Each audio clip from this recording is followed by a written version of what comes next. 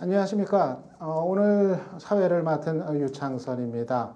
오마이뉴스가 주최하는 민주당 서울시장 후보 경선 토론회입니다. 민주당의 후보 경선이 이제 본격적으로 이제 궤도에 올랐고요. 어제부터 후보자들 그 경선 토론이 시작이 됐습니다. 그래서 오늘이 이제 두 번째 그런 이제 토론회가 되는데요. 인터넷 방송으로는 이제 처음이고 또 이제 유일하게 이제 오마이뉴스가 생방송으로 이 토론회를 여러분께 내보내 드립니다. 이제 그 11.6 서울시장 보궐선거 얼마 남지 않았습니다. 이제 한 달여 이제 남았는데, 물론 이제 서울시장을 새로 뽑는다는 그런 의미도 있지만은 더 나아가서는 내년 총선 그리고 대선의 전초전이다. 이런 이제 정치적인 의미가 사실상 또 부여가 되고 있습니다.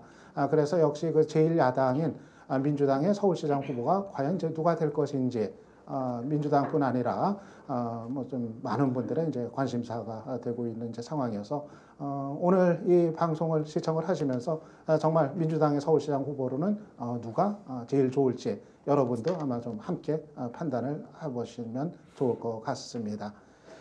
예, 오늘 지금 네 분의 민주당의 그 이제 후보들 지금 이제 자리를 하고 계시는데요.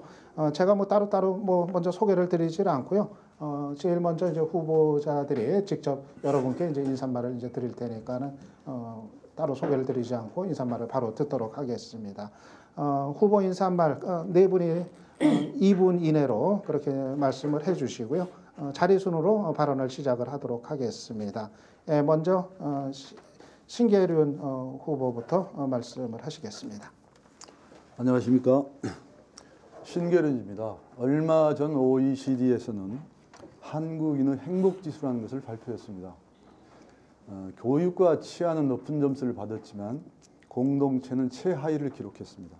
또 우리나라는 연간 노동시간이 2256시간으로 OECD 국가 중 최장 노동시간을 기록하고 있습니다. 이것은 명백한 불평등의 증거입니다. 서울은 과거의 급속성장과 그 민주화를 통한 조정에도 불구하고 아직도 과거 시대의 부정적 유산이 뿌리 깊게 남아 있습니다. 그것은 민주주의 전진 필요성을 단적으로 말해주고 있습니다. 서울의 재래산업은 무너졌습니다. 새로운 산업은 아직 자리 잡지 못하고 있습니다. 그 과정에서 무너져 내리는 영세, 중소, 상공인의 절망에 찬 목소리는 서울 지역 경제를 침체의 늪으로 몰아넣고 있습니다. 그 속에 우리 사회 하층 노동자인 비정규직과 외국인 노동자 문제가 도사리고 있습니다. 이것들은 아주 긴급한 해결을 요구하고 있습니다. 저는 걸어서 평화 만들기라는 행사를 수시로 행하며 서울의 구석구석을 네 발로 걸으며 내 머리로 생각하며 서울의 사람들과 건물과 도로를 보았습니다. 그리고 서울에 대한 구상을 시작했습니다.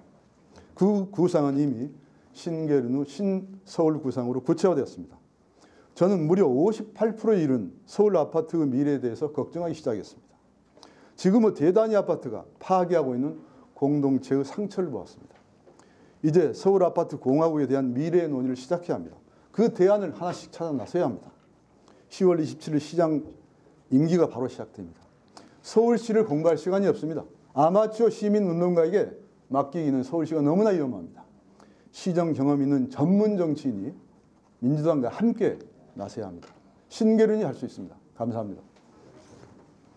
다음 추미애 후보 말씀해 주십시오. 가을바람이 불고 있습니다.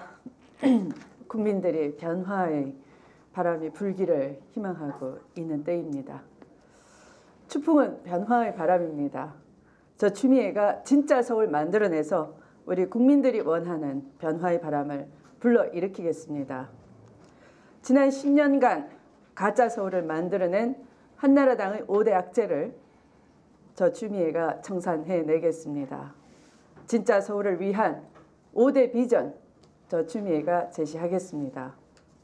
급속한 부채 증가, 일자리 감소, 한강 르네상스 같은 토목사업 예산의 편중, 디자인 서울 같은 거칠의 사업 치중과 홍보 예산 증가, 전 월세난 같은 주택 문제의 심화라는 이 같은 5대 악재를 저 추미애가 청산하겠습니다.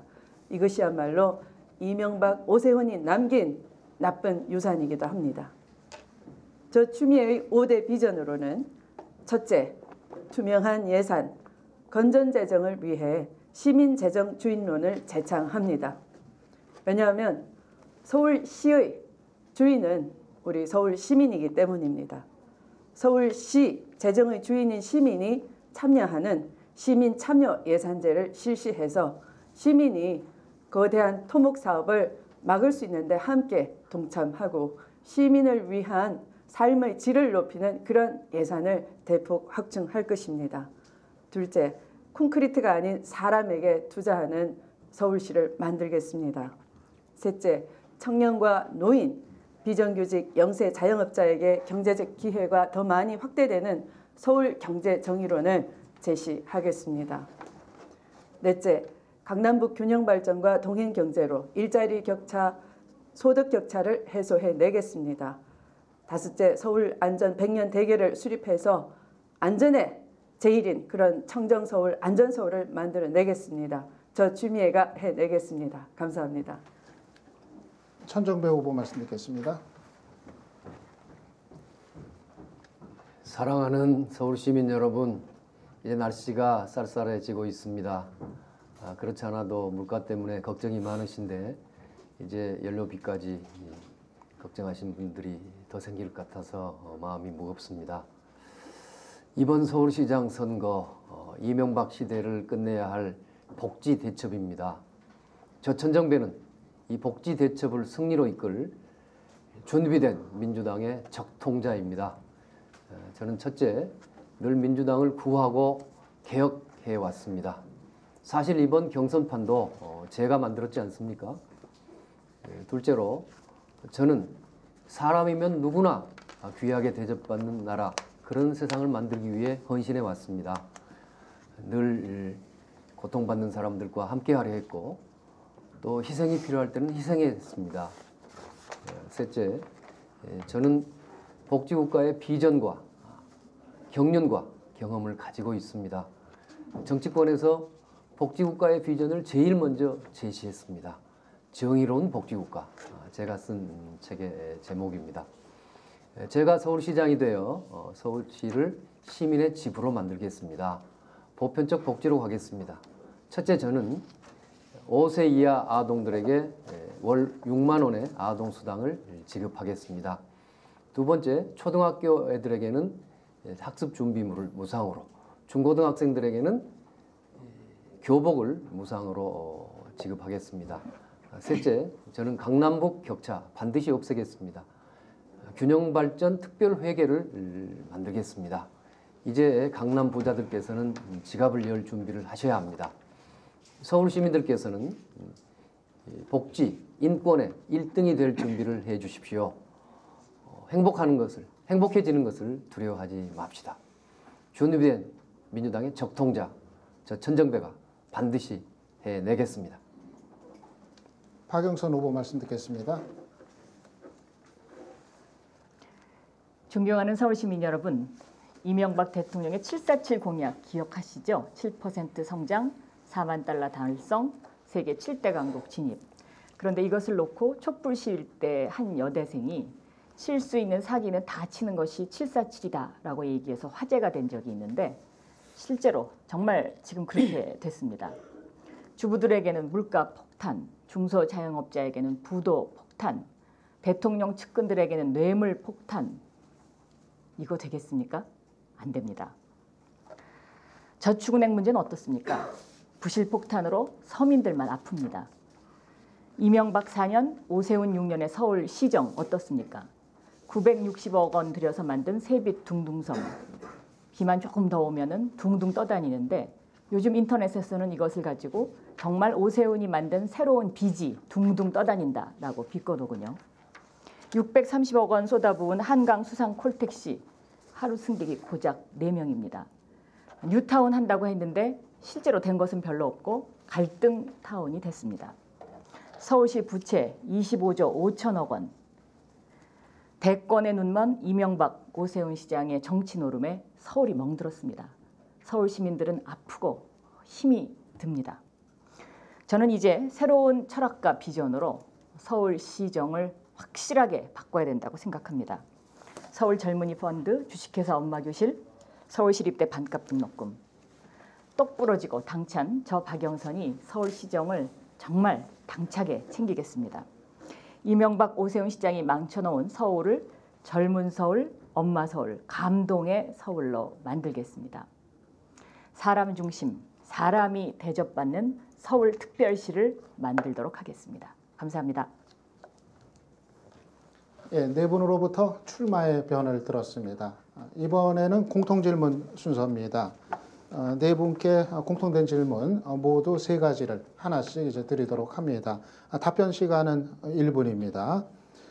먼저 첫 번째 공통질문입니다. 민주당의 후보 그리고 야권 단일 후보가 되려는 입장에서 자신의 경쟁력은 어떤 것이라고 생각을 하시는지 답변 듣도록 하겠습니다. 이번 답변 순서는 먼저 추미애 후보부터입니다. 예.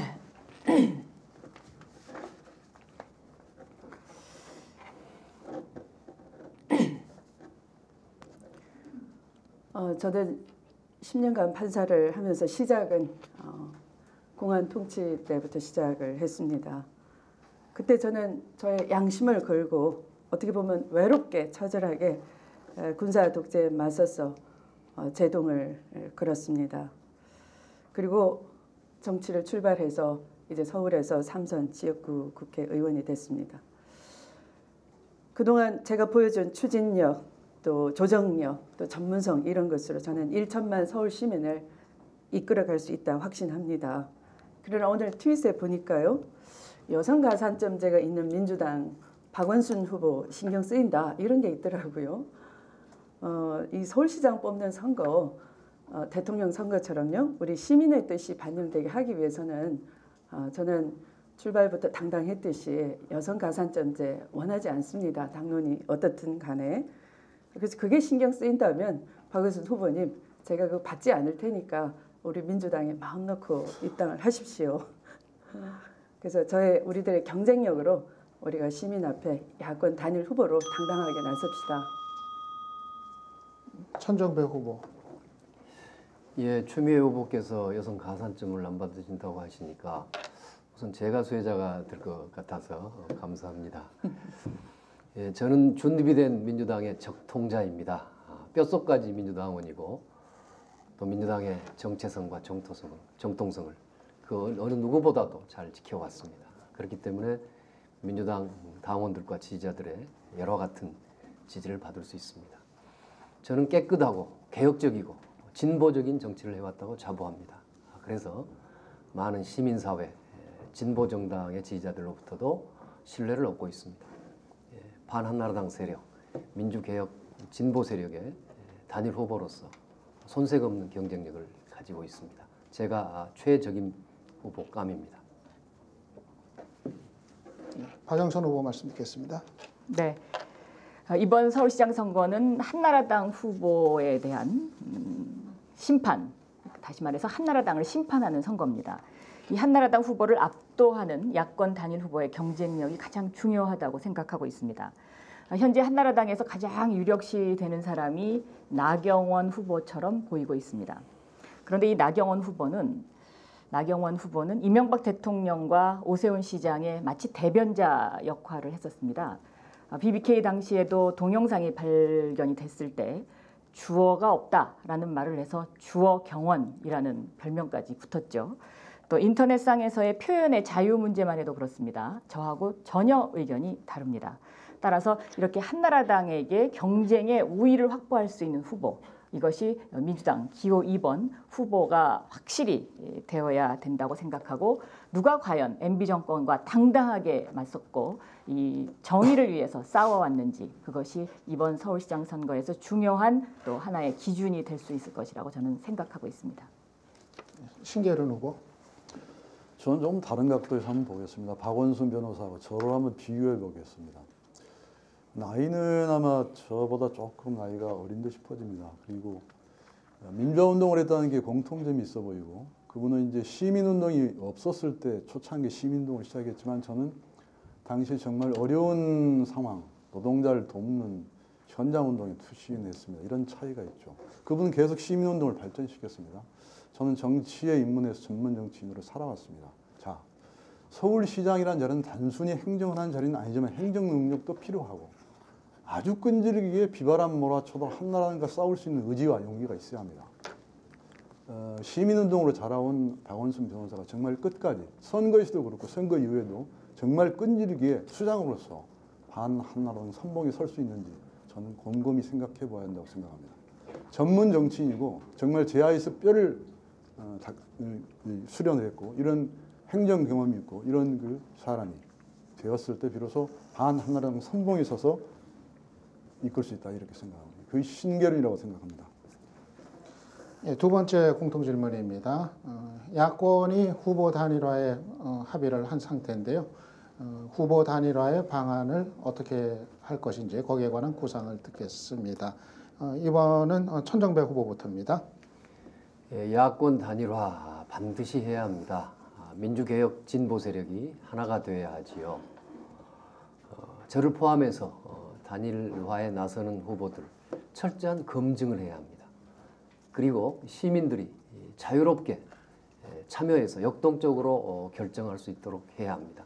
저는 이런 조건만 갖춰지면 어떤 방식도 좋다고 생각합니다. 그러나 인기투표와 같은 여론조사는 안 됩니다. 이것은 민주적인 방법이 아닙니다. 한 가지 걱정이 있습니다. 시민 후보가 민주당 단일 후보가 됐다고 했을 때 민주당에 입당을 해도 그렇고 민주당에 입당을 하지 않아도 그럴 텐데요. 민주당의 당원들과 지지자들이 이 시민 후보에 대해서 뻐꾸기 심보라고 오해하지 않을까. 이게 참 걱정입니다. 예, 박영선 후보. 네, 흔히들 보수는 부패하고 진보는 균열되는 것이 문제다라는 이야기들을 많이 합니다. 이 진보의 균열, 분열 이것을 막는 것이 저는 이번 서울시장 선거에서 가장 중요한 핵심 중에 하나입니다. 그 방법으로 이제 야권 통합 단일화가 지금 토론이 되고 있습니다. 천 후보님께서 후보의 검증 문제를 얘기하셨는데 그 후보의 검증 부분에 저는 이 부분도 꼭 포함돼야 된다고 생각합니다. 이번 서울시장 선거가 어떻게 왜 치러지게 됐는가? 그것은 무상급식 문제였습니다. 이 무상급식의 이슈와 현장에서 과연 누가 이것을 주도했고 국민들을 설득했는가? 이 부분도 저는 반드시 검증 대상에 들어가야 된다고 생각합니다. 저는 기호 2번의 소중한 자산 이것은 지금까지 기호 2번 민주당이 지켜왔던 민주당의 가치 그리고 그 민주주의를 지켜왔던 민주당의 가치 그리고 공정한 사회, 정의로운 사회로 향한 민주당의 존재 가치의 그 힘을 무시해서는 안 된다고 보고 있습니다. 지금 다양한 방법의 그 협상이 진행되는 것으로 알고 있습니다. 신계륜 후보. 예, 단일화라는 것은 제가 단일화를 큰 단일화, 노무현 대통령 후보와 정몽준 후보 단일화를 협상단장으로 임하면서 일하는 경험이 있습니다만 단일화라는 것은 똑같은 것이 단일화하는 것은 아니고 다른 것이 단일화하는 것입니다. 그러니까 박원순 변호사와 민주당은 약간 다름이 있습니다. 공통점도 있지만 이 다름을 극대화하는 것이 필요합니다. 우선 달라야 합니다. 그래야 큰 숫자를 모을 수가 있죠. 두 번째, 이 단일화가 극적이어야 합니다. 사람들이 보는 것처럼 그냥 예상대로 진행되면 그 재미가 없어요. 극적이어야 합니다. 그래야 사람들이 흥미를 겁니다. 그럼 세 번째는 예상을 뛰어넘어서 지지율 낮은 사람이 지지율 높은 사람이 이기는 이런 단일화가 매우 사람들이 흥미를 겁니다. 그래서 단일화라는 것은 기교에 얽매여서는 안 되지만 그런 효과에 대해서 집착하고 그런 효과를 정확히 알고 있는 사람이 주도해 나갈 때 더 훌륭한 단일화가 이루어질 수 있다 생각하고 야권 단일 후보는 단일화가 된 후보는 불가피하게 정당과 국회와 관련되지 않을 수가 없습니다. 이것이 관련이 안 되면 시정을 운영할 수 없습니다. 그렇기 때문에 그렇습니다. 추미애 후보. 예, 저는 통큰 단일화를 제시합니다. 이 민주당 총괄집으로서 단일화 문제에 대해서는 통크게 문을 활짝 열어놓고 문턱도 없애고 그런 통큰 단일화를 하자 이렇게 이 자리에서 말씀드립니다. 그런데 이 말씀을 드리고 싶습니다. 민주당이 문제단을 이렇게 얘기하는데요. 민주당을 우리가 쇄신하는 것 이것은 우리 책임이지만 시민단체가 밖에서 이 민주당의 가치를 인정을 하셔야 되겠습니다. 민주당과 시민단체는 그 가치가 여태까지 상호 보완적으로 잘 지내왔습니다. 우리가 그렇게 시민단체를 긍정적으로 평가하듯이 외부 시민단체도 우리 민주당이 민주진보 세력의 본산이라는 것 받아들이기 바랍니다. 이렇게 서로 인정한다면 왜 단일화 못하겠습니까? 한나라당 막기 위해서 우리 서로 통 크게 단일화합시다. 예, 세 번째 공통 질문입니다. 서울시의 부채 규모가 25조 원이 넘는다고 최근에 민주당이 발표를 했습니다. 엄청난 규모인데요. 이거를 적자도 해소를 해야 되고 또 복지도 확대를 해야 되고 참 어려운 문제인데 과연 어떻게 방안을 찾으시겠는지 박영선 후보부터 말씀해 주십시오. 네. 이 25조 원의 부채 연간 이자막 8천억 원 정도 됩니다. 저희가 쭉 오세훈 시장의 그 씀씀이를 보니까 필요 없는 것에 돈을 너무 많이 썼습니다. 예를 들면 홍보비 같은 것이 총계로 약 1,600억 원 정도 나갔습니다. 자신을 알리기 위한 것이었죠. 그래서 이러한 쓸데없이 들어가는 돈을 알뜰살뜰하게 모으면 약 2.5조 원 정도의 추가 재원 확보가 가능합니다. 그래서 이 2.5조 원을 사람에 투자하고 복지에 투자하는 재원으로 활용을 할 수가 있겠습니다.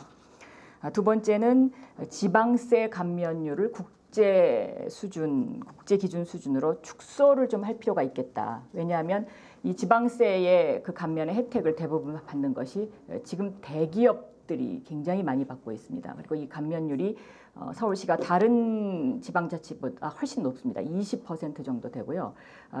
작년 한 해 동안에 감면받은 액수가 3조 원이 넘습니다. 그래서 이런 지방세 감면율을 대기업 위주로 되어 있는 것을 좀 더 들여다봐서 그 부분을 축소를 하면 저는 가능하다고 생각하고 있습니다. 신계른 후보. 네, 서울시 부채가 25조 넘은 것은 참 큰일이죠. 제가 그 가든파이브라는 곳을 세 번째 방문해 봤습니다. 한 2년 전에 그리고 1년 전에 가보았는데 대표적인 부실 잘못된 정책의 표본입니다. 무려 1조 3천억의 돈을 차입했는데 그게 뭐냐면 이른바 청계천 사업을 한다면서 그 인근에 정말 어렵게 사는 영세 중소 상공인들을 한 것으로 몰아냈습니다. 그리고 그 사람들이 죽음에 이른 사람도 많습니다. 이렇게 무리하게 청계천이라는 명목 하나 가지고 많은 사람들을 몰아내면서 만들었던 가든파이브가 과연 그들의 삶을 보장하고 있는 거 아닙니다. 그들은 없습니다. 투기꾼만 들어와 있습니다. 저는 다른 거 필요 없다고 생각합니다. 잘못된 정책 시민에게 고발하고 국민 앞에 밝혀서 그 사업 중단시키고 그리고 그 돈을 복지를 돌리는 것이 큰 원칙이라고 생각합니다. 추미애 후보. 네, 2007년부터 현금주의 복식부기가 도입이 돼서 이제 비로소 부채 규모가 제대로 드러났습니다. 오세훈 시장 임기 때 16조에서 출발을 한 것이요. 이명박 시장이 남긴 부채가 16조였던 거죠. 그게 25조로 늘어났는데 3.2배가 증가를 했던 거고요. 그러니까 증가율도 굉장히 높고요. 그다음에 이것이 광역단체 16개 시도 중에 1등입니다. 그 증가율도 따지면. 그래서 한편으로는 부채를 줄여나가면서 또 한편으로는 복지 재정을 확충해야 되는 게 제1과제입니다. 저는 복지 재정을 현재 총 예산 30%에서 50%로 늘리겠습니다. 그리고 그 방법은 교통 유발 부담금 이런 것을 좀 대폭 확충을 하고 현실화해서 좀 확충을 하고요. 그다음 이 목표 예산 관리제를 통해서 낭비된 예산, 토목 예산, 디자인 예산 이런 것을 시민 감시 아래에서 줄여나가는 방법을 제시하겠습니다. 천정배 후보입니다. 예, 이명박 오세훈 시장 동안 빚이 늘어난 주된 원인은 난림 토목공사, 토건공사 때문입니다. SH공사 빚이 16조가 되는 것에서 알 수 있습니다. 사실 그것으로 특권층의 배만 불린 겁니다. 저는 생각 같아서는 이 특권층으로부터 부유세를 걷고 싶습니다. 제가 시장이 되면 강력한 감사를 하겠습니다. 그래서 쓸데없는 사업들 중단하고 조정하고 또 그 책임자들 시민의 이름으로 응징하겠습니다. 그리고 그 시민 여러분의 피 같은 돈 찾아다가 시민들의 지갑에 넣어드리겠습니다. 재산세를 100% 공동세화하고 또 서울시의 공유재산이 100조가 넘습니다. 이 수익률을 더 높이고 지금 지방세 그 체납률도 매우 높아지고 있어요. 이 오세훈 시장의 직무유기였습니다. 이것도 좀 낮추고 체납률을 낮추고 하면은 돈이 좀 나올 수 있습니다. 중앙정부에서 그 지방 소비세를 더 가져올 수 있는 것도 추진하겠습니다. 이런 방법을 통해서 3조 이상의 돈을 만들 수 있고 그것으로 약 5천억 정도 빚을 갚아가면서 나머지는 복지에 투자할 수 있습니다. 예, 공통질문 순서를 마치겠습니다. 제가 이 배를 지금 사용을 하고 있습니다. 시간이 지나고 한 몇 초 정도 더 지나면은 제가 이 배를 올리곤 하는데요. 여러분이 지금 화면에 나오는지 모르겠지만은 뭐 실제 배를 갖다 놓게 하는 게 아니라 스마트폰 앱을 사용해서 배를 올리고 있습니다. 스마트 시대에 저희는 스마트하게 그렇게 하고 있습니다. 그렇네요. 다음은 맞짱 토론 순서입니다. 말씀을 드리겠습니다. 맞짱 토론은 주도권을 쥔 후보가 3개의 질문을 사용하실 수가 있습니다. 그거를 2분 이상한테 질문을 하셔야 됩니다. 2분한테 하셔도 좋고 3분한테 하셔도 좋습니다. 그리고 시간은 질문은 30초, 답변 듣는 시간은 60초로 되어 있습니다. 그리고 주도권을 쥔 후보는 3개의 질문을 다 사용하고 답변을 다 들은 이후에 종합적으로 1분 동안 재반론을 하실 수가 있습니다. 순서는 이 순서는 기호순으로 합니다. 먼저 천정배 후보부터 주도권 발언 질문 사용해 주십시오. 예, 추미애 후보께 질문 드리겠습니다. 한미 FTA가 이대로 발효되면 복지 서울도 복지 국가도 불가능합니다. 복지 정책을 펼칠 대한민국의 공공 정책권을 반신불수로 만드는 그런 독소 조항이 가득 차 있기 때문입니다. 유감스럽게도 이 독소 조항들은 이명박 정부 때 넣은 게 아닙니다. 바로 우리 정부 때 매국적인 통상 관료들, 이 위키리스크에도 나왔지 않습니까? 이 매국노 같은 사람들이 집어넣은 조항들입니다. 어떻게 생각하십니까? 그렇죠.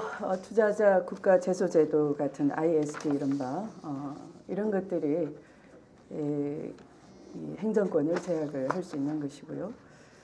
그다음에 레치 조항, 역진 방지 제도 이것도 입법권을 제약할 수 있는 것입니다. 정말 독소 조항입니다. 그런데 저는 반문이 좀 생겨요. 이렇게 잘 알고 계시는 천정배 후보님은 그 당시에 노무현 대통령의 복심이라 할 수 있었고 또 주요 직책을 맡으셨고 열린우리당에서 또 정책의장도 하셨나요? 이렇게 그때 토론될 때마다 정말 이건 오랜 기간 동안 많이 국민 여론도 수렴하고 긴 기간이 있었는데요. 그런 협정을 그 대통령께서 그 당시 사인을 하시기 전에 왜 좀 미리 알아서 하지를 못했을까? 이건 국가의 외교 현안이기 때문에 정말 천 후보님이 어제도 재협상 주장하셨는데 그런 문제 가지고 문제는 심각하지만 이제 와서 재협상이 가능하겠는지 굉장히 무책임하다 이런 생각이 들더라고요.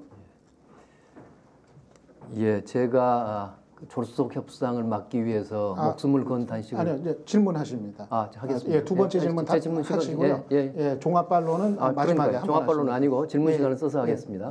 예, 질문입니다. 그럼 질문은 박영선 의원에게 후보에게 드리겠는데요. 우선 제가 그 졸속 타결을 막기 위해서 목숨을 건 단식을 했다는 말씀을 먼저 드립니다. 한미 FTA가 발효되면은 복지 서울은 불가능합니다. 박영선 후보가 말씀하시는 엄마 서울은 나쁜 엄마 서울이거나 팥쥐 엄마 서울이 되고 맙니다. 박영선 후보는 과거에 한미 FTA의 비준을 찬성하신 데 대해서 잘못을 시인하고 서울 시민과 국민들에게 사과하실 생각은 없으신가요?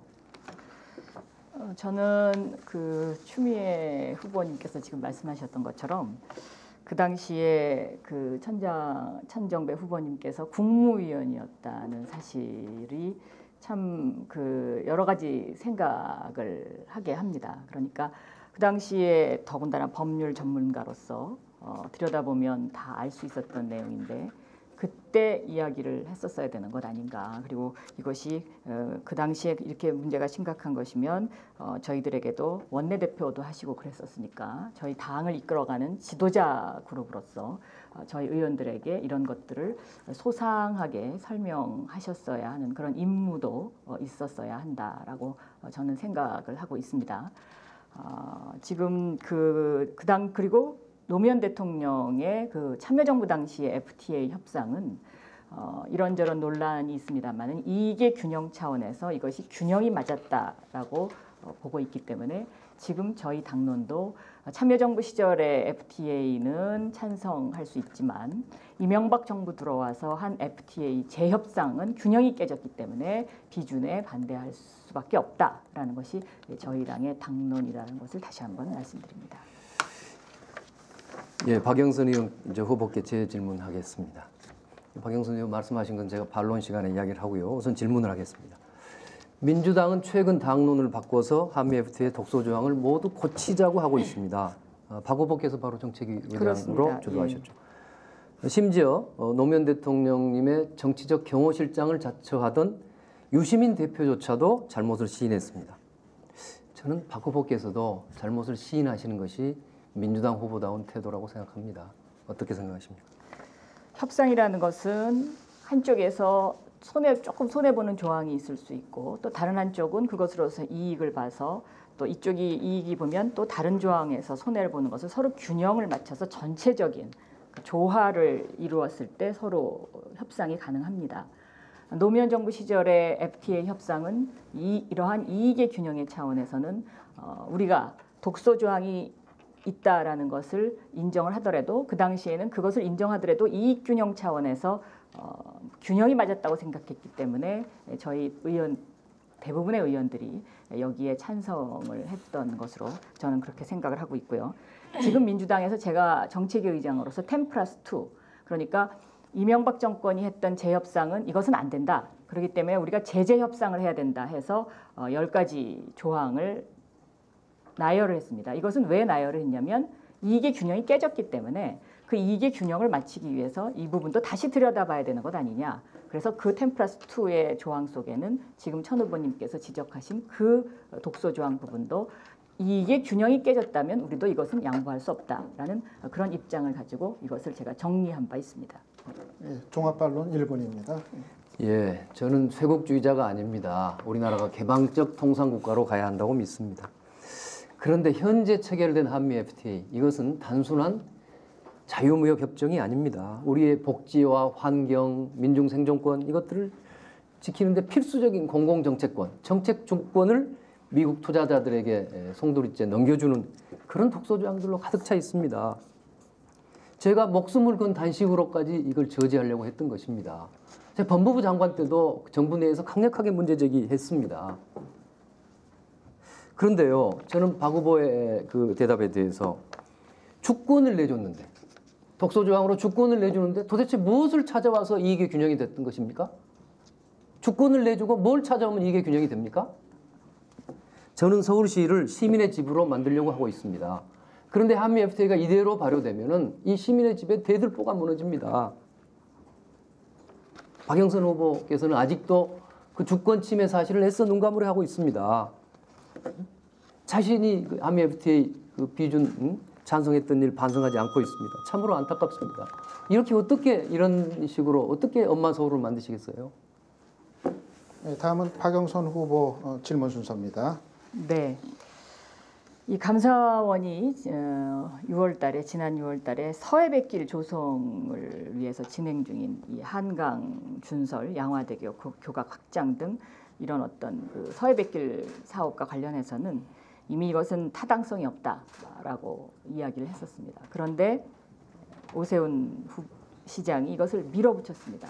이 양화대교 교각이 지금 완전히 비균형을 이루어가지고요.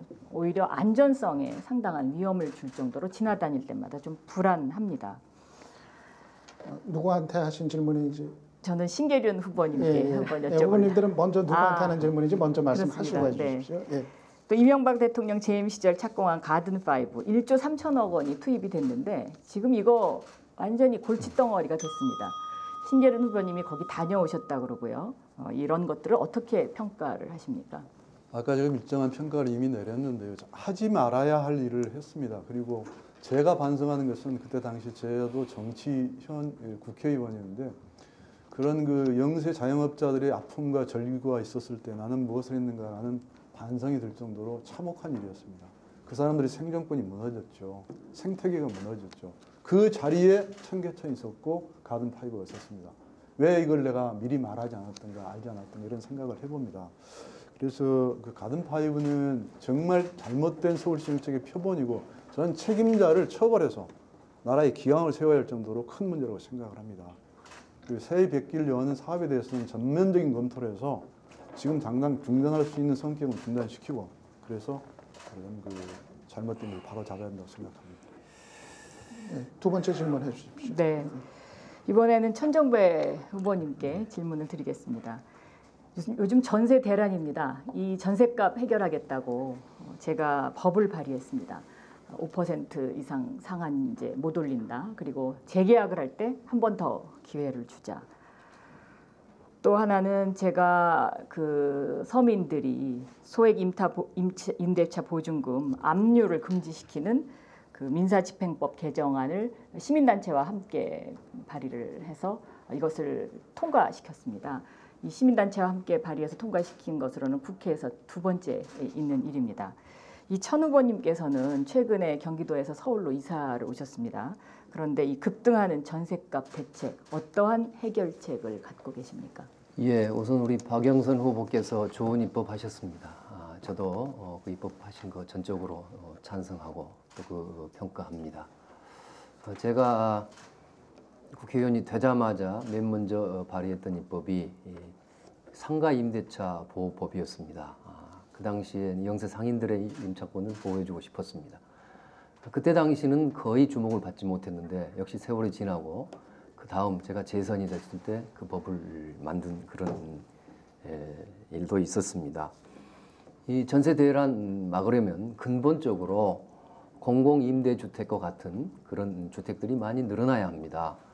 그런데 지금 그것들이 워낙 서울시에서 부족하기 때문에 당장 어떤 방법이 없는 거죠. 당장 쓸 수 있는 방법은 우리 박 후보께서 말씀하신 대로 그 전세가 상한제를 잘 지켜가면서 보호를 해야 합니다.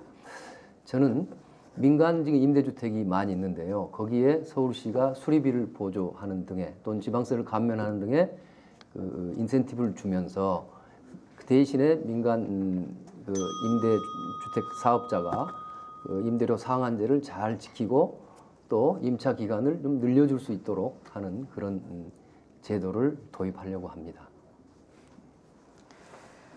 네, 제가 이제 추진하고자 하는 엄마 서울의 이 정책은 복지와 교육 두 축이 있습니다. 복지는 열 손가락 깨물어서 안 아픈 손가락 박후보님 없다. 어느 후보한테 네, 하시는 요 질문이죠? 말씀드리겠습니다. 이번엔 추미애 후보님한테 한번 마지막 한번 네. 없다라는 것이고요. 그다음에 이제 교육 문제와 관련해서는 우리 서울의 지혜롭고 열정적인 엄마들이 우리 아이들 가리키는데 좀 참가해보자 이겁니다. 추미애 의원님은 이 복지 재원 마련하시는데 교통 유발 부담금을 좀 더 징수를 하시겠다고 하셨는데 이 얘기를 좀 구체적으로 듣고 싶습니다. 사실은 그 시내 교통을 유발하는 호텔, 뭐 백화점, 또 대형마트 이런 것들이 이제 있으면서 그 교통 유발을 하는 시설에 대해서 지방자치단체장이 교통 유발 부담금을 올릴 수 있는데요. 어떤 백화점 같은 경우 아마 다른 데도 조사해보면 다 같을 겁니다. 20년 전에 정한 그 기준 그대로 한 번도 정액을 하지 않고 그대로 내고 있는데 그게 아주 병아리 눈물만큼이에요. 교통 유발은 하면서 제대로 부담을 지지 않는 거죠.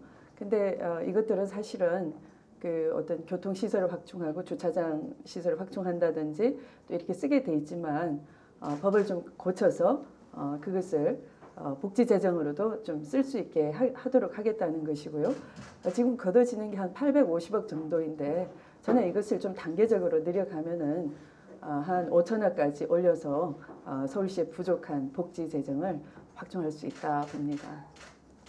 예, 종합반론 1분간 하실 수 있습니다. 네.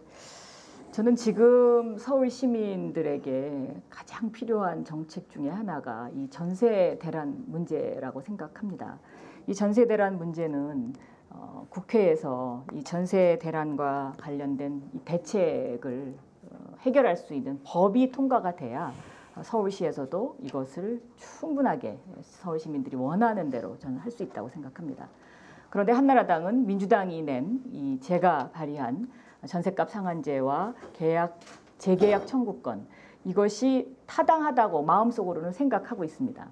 그러나 이것이 이것을 통과시켜주면은 민주당에게 덕만 되지 별로 덕이 안 된다. 그래서 마치 전세 대책 어쩔 수 없다라는 식으로 손을 놓거나 아니면 자신들의 다른 그 대안을 이야기하면서 이 문제를 복잡하게 풀어가고 있습니다.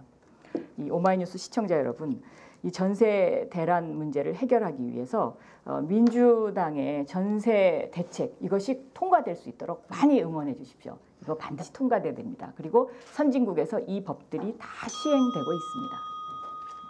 예, 다음은 추미애 후보 질문 순서입니다. 네, 청년 실업 문제가 심각한데요. 우리 민주당에서 청년 위원장을 맡으셨고 청년의 상징인 신계준 후보님께 묻겠습니다.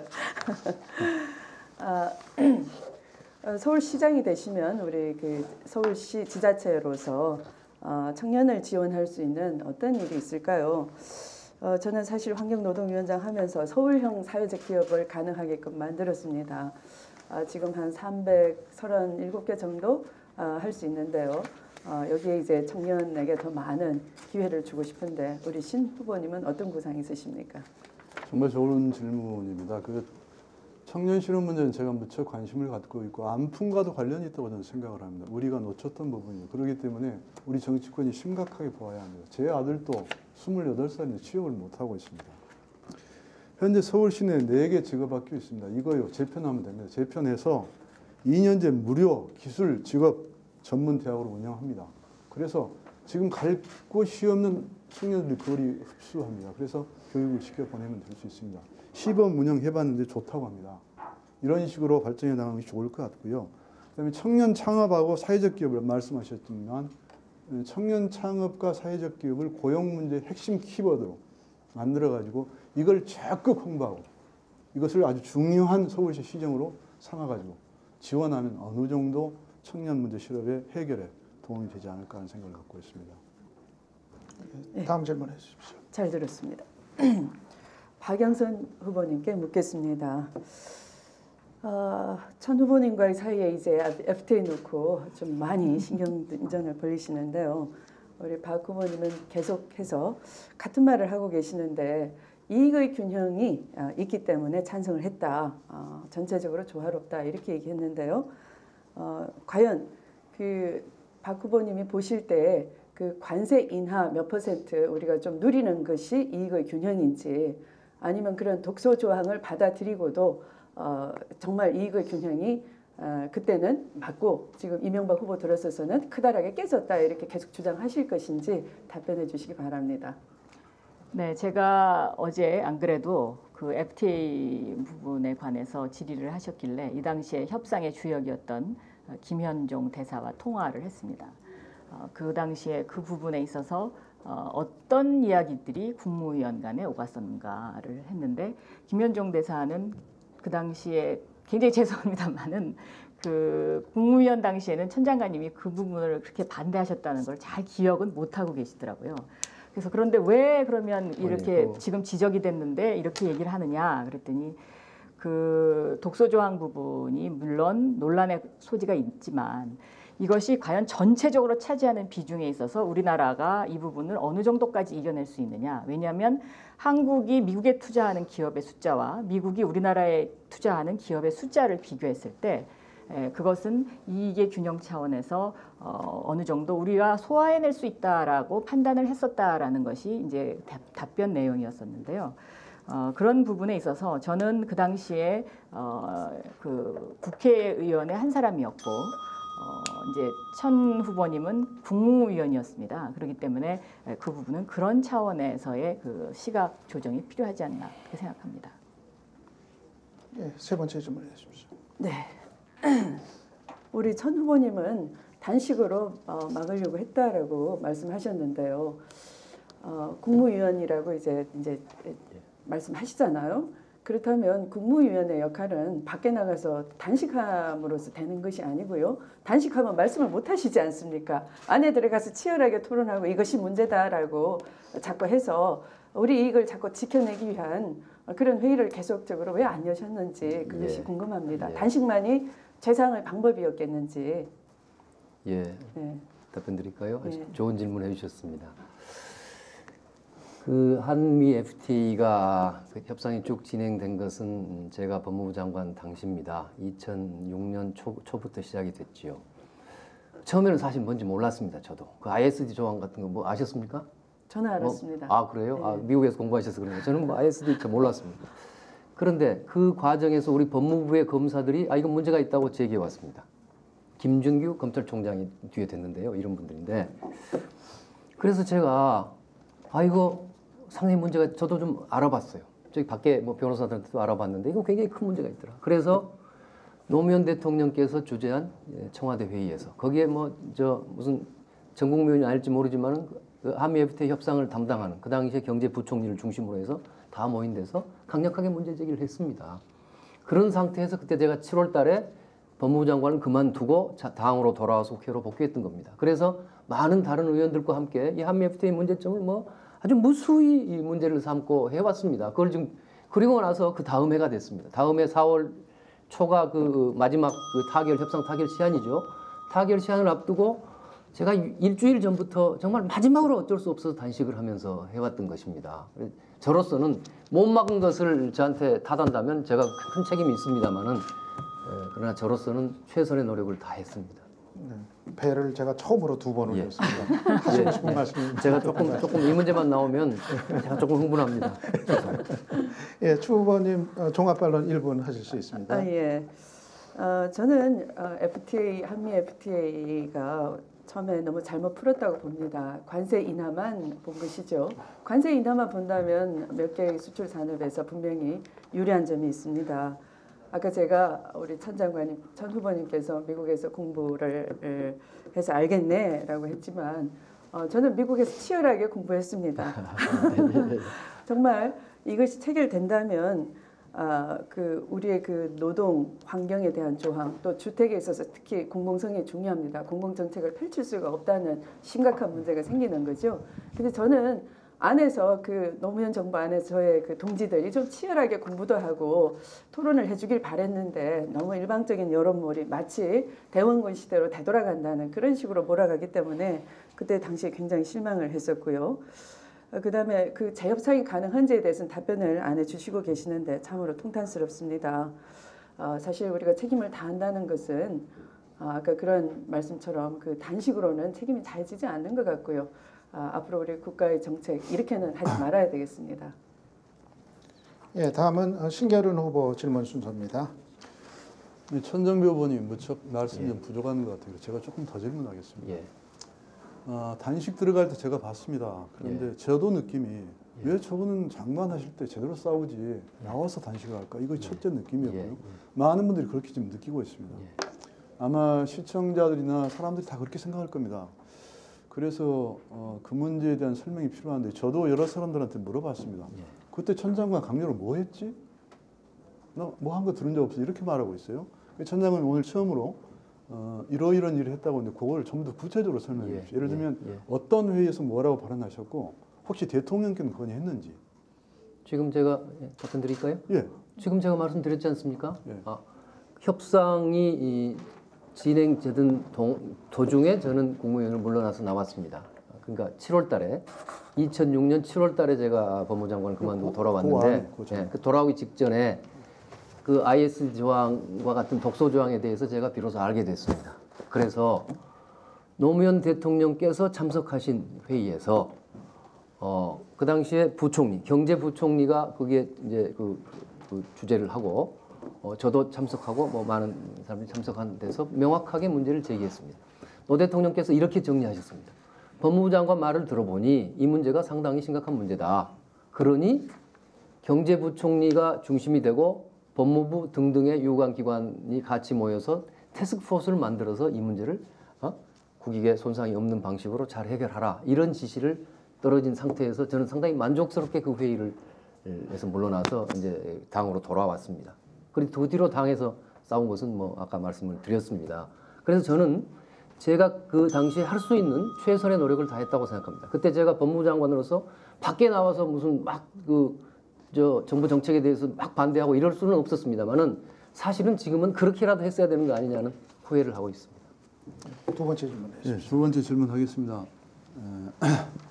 박영선 의원님께 서울시장을 출마한다는 건 굉장히 중요한 일이어서 일신상의 모든 결심 이런 거 모아져야 한다고 생각하는데 한명숙 총리가 출마를 하면 출마 안 할 것이고 출마를 안 하면 출마할 것이라는 말을 했다가 제가 듣기로는 그리고 출마를 안 하니까 또 막상 정 망설이고 힘들어했습니다.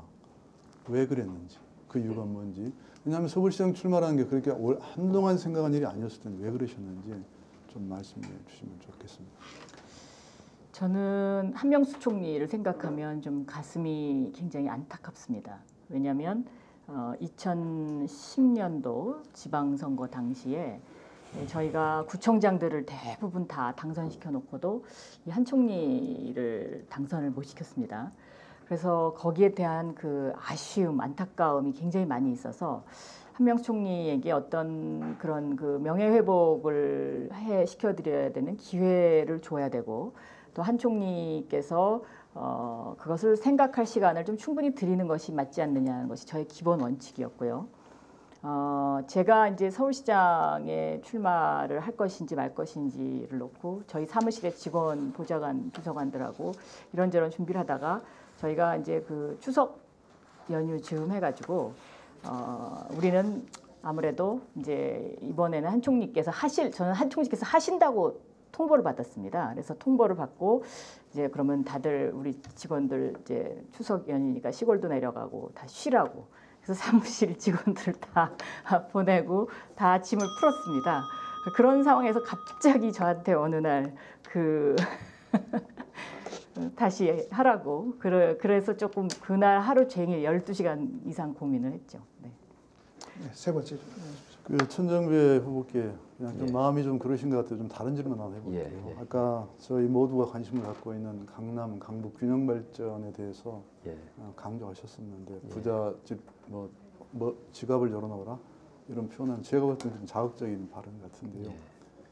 그것보다 구체적으로 강남 강북 그 균형 발전하기는 구체적으로 생각하신 구체적인 안이 있으면 혹시 예. 우선 우리 민주당 의원들이 그동안 노력하셔가지고 그 가장 큰 지방 세목인 재산세의 공동과세 이 부분을 50%까지 지금 실현해 오셨죠. 그것을 앞으로 100%까지 실현하겠습니다. 그래서 강남에서 주로 많이 거치는 재산세를 서울시에 공동세화해서 그중에 75%는 서울시가 각 구에다 균등하게 분배하고 그리고 나머지 25%는 아주 특별한 표준을 정해서 가장 낙후된 지역부터 더 많이 갈 수 있게 해서 구에 배분하는 형식으로 우선 하겠습니다. 그 다음에 그걸 가지고 강남북 균형발전 특별회계를 만들 생각입니다. 대체로 그런 돈을 계산해 보니까 1조 3천억 정도 계산이 있는데요. 그걸 가지고 그야말로 강남보다는 강북에 상대적으로 소외된 지역, 낙후된 지역에 더 많은 우리 복지 예산 여러 가지 여러 가지 도로 예산 이런 등등을 시를 정비하는 데 쓰도록 하겠습니다. 그리고 서울시립대학도 제2 캠퍼스를 좀 강북에 하나 만들어서 여기에 청년 일자리 창출을 위한 어떤 IT 정책의 IT 기업의 인큐베이터를 한다든가 하는 그런 여러 가지 정책도 함께 준비하고 있습니다. 종합반론 1분간 해주십시오. 그 강남 강북 문제는 아주 심각해서 아주 구체적인 준비가 필요합니다. 천 의원이 많이 준비하신 것 같은데 이런 조례 제정이라든가 구체적인 강북 복구 계획이 세워져야 합니다. 같이 세우면 좋겠고요. 저는 뭐 상대방을 무척 존중하는 사람입니다. 그러나 이 자리이기 때문에 말씀을 좀 드리면 박영선 후보님이 후보 출마에 대해서 그토록 망설인 것은 그렇게 시장 후보로서 그렇게 바람직한 자세는 아니다. 결심이 있으면 강하게 나가야 한다. 이렇게 생각이 들었고요. 물론 한 총리라는 분이 존재가 있었기 때문에 그렇지만 그럼에도 불구하고 서울시장 자리는 한 총리보다 더 중요한 자리다. 그래서 그런 점에서 조금 아쉬운 점이 있다. 강하고 투철해야 한다는 말씀을 좀 드리고 싶고요. 그리고 그 FTA 문제는 박영선 의원이 설명을 했지만 여전히 조금 미흡한 느낌이 듭니다. 그 점에 대해서 우리가 좀 같이 봐야 될 것 같고, 전 천정배 후보님을 무척 좋아했습니다. 저분 그 변호한 걸 보고 전 감동했어요. 전 아주 전에 저렇게 똑똑한 분도 있나 했는데, 난 그래도 아까 설명이 있었지만 더 장관 시절에 강요로서 자기 책임을 다했어야 되지 않는가 하는 것은 전 국민들 일반적인 시선이라고 생각합니다. 예, 여기까지 맞짱 토론을 했습니다. 역시 맞짱을 뜨니까 좀 뜨거워지는 내용들이 좀 몇 개 있었던 것 같습니다. 예. 이번에는 사회자가 하는 그 개별 질문 순서입니다. 네 분께 제가 사전에 준비한 그리고 미리 알려드리지 않은 질문 한 가지씩을 드리도록 하겠습니다. 아마 대개는 조금 불편한 질문들일 것 같습니다. 먼저 기호순으로 질문 아닙니다. 예, 지금 먼저 신계륜 후보께 자리 순서대로 드리도록 하겠습니다.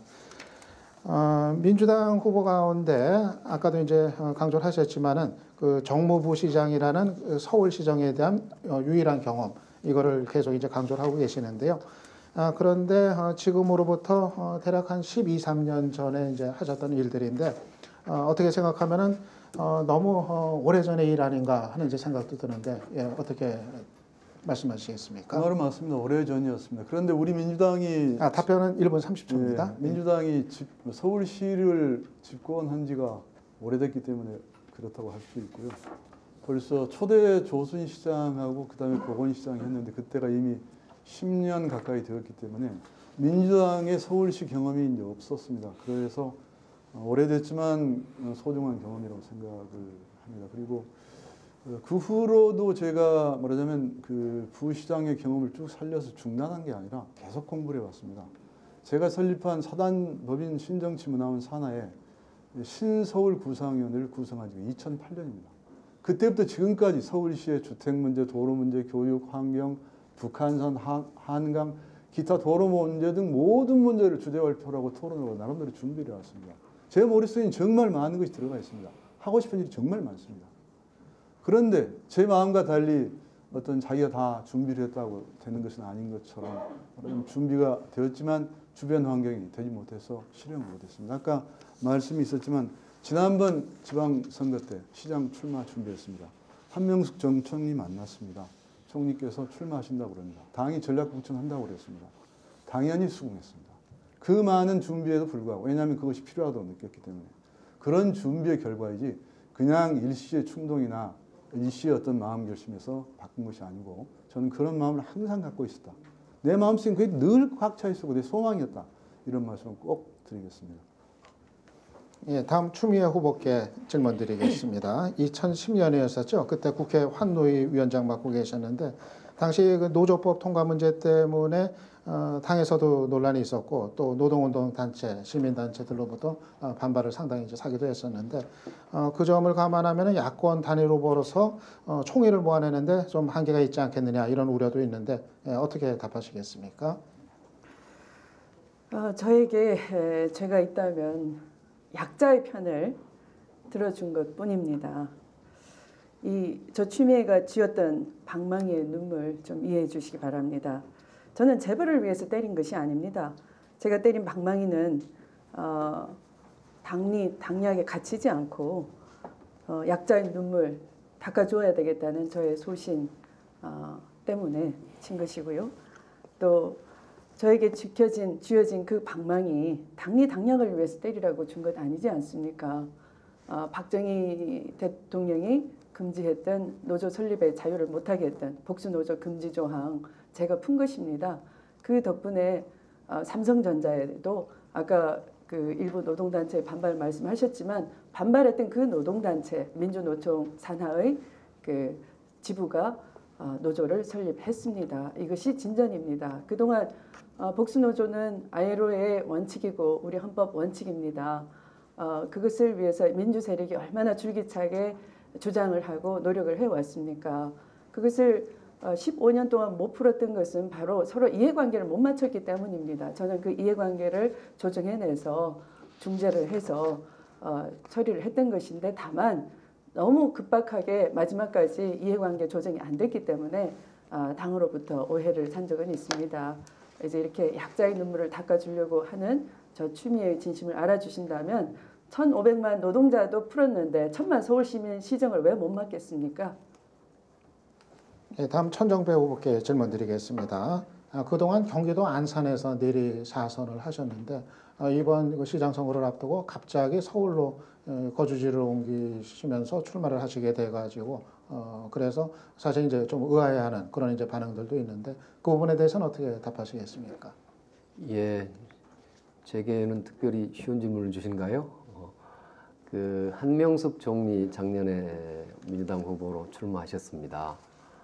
사실 한명숙 총리 경기도 일산에서 국회의원 하셨고 또 그 지역 위원장을 하신 상태에서 서울시장 나오셨습니다. 그때 아무도 한 총리 문제에 대해서 이의를 제기한 사람은 없었습니다. 저도 그것 때문에 한 총리께서 서울시장 되시는데 무슨 하자가 있다고 생각지 않았습니다. 저 지난 16년 동안 국회의원 했습니다. 국회의원이 단순히 지역 일만 하는 사람 아닙니다. 저 늘 대한민국 나라 전체를 어떻게 좋은 나라 만드느냐. 정말 대한민국 국민들이 모두 다 사람답게 그렇게 살 수 있는 그런 세상 한번 만들어보자. 이런 늘 그런 생각을 가지고 정치했습니다. 그래서 서울을 포함하는 대한민국 모든 지역과 모든 국민들을 위해서 저는 늘 고심하고 비전을 만들고 정책도 만들고 또 싸우기도 했습니다. 서울은 대한민국의 심장입니다. 단순히 어디 격가지가 아닙니다. 이 대한민국의 심장에 누구든지 대한민국을 경영할 준비를 했던 사람들, 특히나 이번에 이제 복지가 문제입니다. 서울을 복지사회로 만들기 위해서 준비한 사람. 저는 아까도 말씀드렸습니다만 복지국가의 비전을 정치권에서 가장 먼저 만들어 가지고 있습니다. 제가 이 대한민국의 심장에서 복지의 비전을 펼쳐 보이고 싶습니다. 네, 다음 박영선 후보께 질문 드리겠습니다. 박 후보께서는 이제 현재 재선 의원이신데요. 이 서울시장 자리하면은 상당히 이제 큰 이제 경영의 이제 자리가 되는데 재선으로는 좀 너무 큰 거 아니냐? 그러니까 공직이나 어떤 당직 경험이 취약한 거 아니냐? 이런 그 지적에 대해서는 어떻게 답하시겠습니까? 오세훈 시장은 초선 의원이었습니다. 그리고 다시는 정치를 안 하겠다고 나갔다가 갑자기 시장이 된 분인데요. 저는 초선 재선이냐 3선이냐 4선이냐 이것이 중요하다고 생각하진 않고요. 그 사람이 어떻게 살아왔느냐, 그다음에 어떠한 철학을 가지고 있는가, 그리고 서울 시민에게 어떠한 희망을 줄 수 있는가, 이것이 제일 중요하다고 생각합니다. 저는 MBC 기자였습니다. 기자로서 서민들의 아픔과 또 서민들의 그 마음을 잘 이해할 수가 있다고 생각합니다. 왜냐하면 현장을 많이 다녔기 때문에. 그리고 경제부장을 하면서는 재벌의 특혜 정책을 막아내는데 정말로 많은 시간을 썼고 그 부분에 보도를 많이 했습니다. 대표적인 것이 삼성 이재용의 그 잘못된 상속 부분, 이런 것들을 제가 집중적으로 보도를 했었습니다. 요즘 우리나라가 과연 모든 시민에게, 서울 시민에게 기회가 균등하냐라는 질문을 던지면 그 대답에 그렇다라고 대답하시는 분들은 저는 별로 없을 것이라고 생각합니다. 그래서 저는 민주당의 정책위 의장으로서도 이 정의로운 경제 정의를 위해서 많은 입안을 했고 또 그것을 저의 정치의 철학으로 삼아 왔었습니다.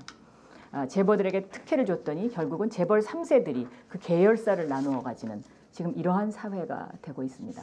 이것을 막아야 됩니다. 그래서 우리 자라나는 젊은이들에게 누구에게나 기회를 줘서 우리나라에도 주커버크, 팀 쿡, 빌 게이츠 이런 사람들이 정말 탄생할 수 있도록 저는 만들어줘야 된다고 생각합니다. 그것이 서울시장의 역할이라고 생각합니다. 예, 개별 질문 순서를 마치고 이제 자유토론 시간을 갖도록 하겠습니다. 자유토론의 주제는 민주당의 위기의 원인과 해법에 관한 의견을 말씀을 하시는 겁니다. 자유토론은 10분간 예정이 되어 있는데 상황에 따라서 다소 조절이 될 수가 있습니다. 말 그대로 자유롭게 의견을 말씀하시면 되고요. 1분 정도 그렇게 말씀하시면 되겠고, 다만 말씀하실 때 사전에 저한테 발언하겠다는 신호를 주시면은 제가 적절하게 균형 있게 배분을 이렇게 해드리도록 하겠습니다. 질문은 아니라 자신의 의견을 말씀하시는 토론의 시간입니다. 예, 먼저 누가 뭐 시작을 하시겠습니까? 예, 이거는 발언 자유롭게 신청을 하셔가지고 여기는 순서가 있는데요. 예, 순서가 네. 여기는 추미애 있는데. 의원님 어디 하는 있습니까? 걸로. 근데 추미애 의원으로 시작. 저는 그렇게 알고 있습니다. 이런 마세요. 저한테 온 거하고 다르네요. 이거 어떻게 된 겁니까? 예, 이건 주최 측의 책임입니다. 예. 저한테는 순서 없이 그야말로 자유롭게 예. 사회자의 재량에 따라서 하는 거로 되어 있는데 어떻게 하는 게 좋겠습니까? 제가 그 순서를 갖고 있지는 않거든요. 제가 그럼 먼저 예, 갖고 있지는 않기 열겠습니다. 때문에 예, 신호를 저한테 주시면 제가 발언권을 여기는 드리는 이렇게 거라서. 써 있어요. 시간은 1분인가요? 예, 1분이고 다소 융통성은 있습니다. 2분만 넘지 않으면 됩니다. 예, 예, 예, 예. 예, 주 후보님 먼저. 예. 민주당 위기 가운데는 이렇게 공직 후보를 선출하는 데 있어서 아까 신 후보님 말씀하신 것처럼 외부에 먼저 눈길을 주면서 뭐 조건을 달고 뭐 나오면 안 나오고 안 나오면 나오고 뭐 이런 우물쭈물하는 모습 이것도 있는 것 같고요. 또 하나는 정책이 오락가락했습니다. 공방을 보셨다시피 여당일 때는 FTA를 찬성하고 야당일 때는 반대하는 인상을 주는 거거든요.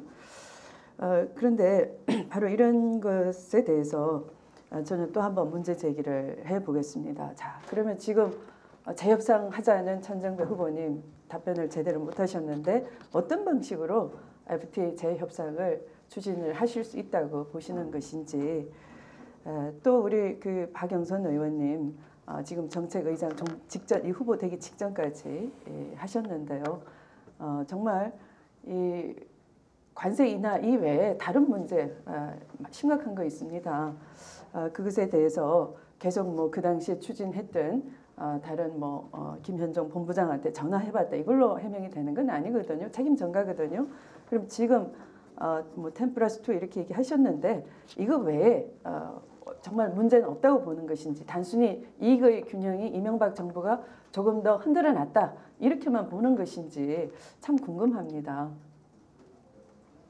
예, 누가 말씀하시겠습니까? 그럼 제가 말씀드릴까요? 네, 천호원. 네. 다시 한미 FTA로 가는군요. 그렇습니다. 이명박 정권이 지난번에 제재 협상인가요? 재협상을 통해서 자동차 부분을 좀 더 양보한 것. 이거 잘못된 일이지만, 근데 재밌는 것은 뭐 재밌다 하면 좀 이상하고. 이명박 정권이 그 자동차를 양보함으로써 그 아슬아슬하게 있던 균형이 무너졌다. 그래서 전에는 우리가 찬성을 했는데 이제 이 균형이 무너져서 반대다. 이건 말이 안 되는 겁니다. 이게 무슨 수학 공식으로 풀 수 있는 문제가 아니거든요. 그 전에도 한미 FTA는 처음부터 엄청난 주권을 내주는 독소조항이 있다. 그래서 이 독소조항을 이대로 둬서는 이건 어떤 방식으로도 복지서울이든 우리 대한민국 환경이든 노동력이 보호할 방법이 없다. 이것이 우리가 갖고 있는 근본적인 문제의식입니다. 그래서 주권을 내주면서 뭘 받아와서 이 균형을 취한단 말이냐. 저는 있을 수 없는 일이라고 생각합니다. 그래서 우리는 지금 잘하고 있습니다. 민주당이 10+2로 확고하게 한미 FTA의 비준을 반대하면서 제재 협상으로 가야 합니다. 물론 지금 굉장히 어렵습니다. 우리가 지금 소수당이고 국회 의석이 낮기 때문에 아무리 우리가 그걸 해도 국회에서는 소수파에 불과합니다. 그래서 우리는 그래서 국민과 함께 이 문제에 대해서 국민들에게 더 솔직하게 옛날에 잘못한 일에 대해서는 시인하고 사과도 하고 국민한테 설득을 하고 국민의 이해를 구해서 함께 나가야 됩니다. 그래서 저는 이 광화문 광장을 뜨겁게 달아 오르게 했던 그 촛불과 같은 그런 민심을 일으키면은 우리는 한미 FTA 제재 협상을 끌어낼 수 있다. 이명박 정권에 대해서 이걸 이대로 가서는 도저히 우리 정권 자체의 존립이 어렵겠구나 하는 정도의 우리 국민의 힘을 보여줘야 합니다. 우리가 국민의 힘을 믿고 민주당이 앞장서야 됩니다. 예, 민주당 문제에 관해서 자유롭게 말씀하시는 시간입니다. 예. 누구 네, 하시겠습니까? 제가 예. 답변하겠습니다. 이 이제 FTA 이야기를 이제 자꾸 하시는데요. 그 당시에 이제 2007년도 7월에 제가 미국을 갔을 때요.